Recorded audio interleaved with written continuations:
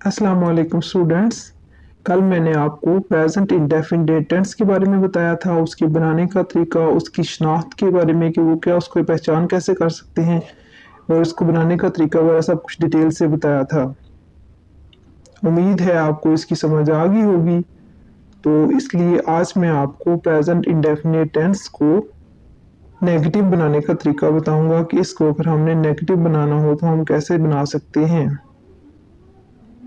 तो स्टूडेंट्स, इसके बनाने का तरीका ये है कि फ़ेल हाल मुतलक के मनफी जुमलों में फ़ाइल वाहिद और जमा आई, वी, यू, दे के लिए डू नॉट, जबकि फ़ाइल वाहिद गायब ही, शी, इट या कोई नेम वगैरह हो तो फ़ेल या वर्ब की पहली फॉर्म से पहले डज नॉट आता है।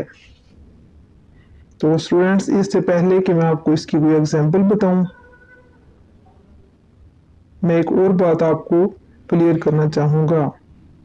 वो ये कि अगर हमारे पास कुछ ये वर्ड्स होते हैं, what, who, why, where, question वाले वर्ड्स होते हैं, ये अगर हमारे जुमले में आ जाएं तो इन्हें डू या डज से पहले लिखते हैं।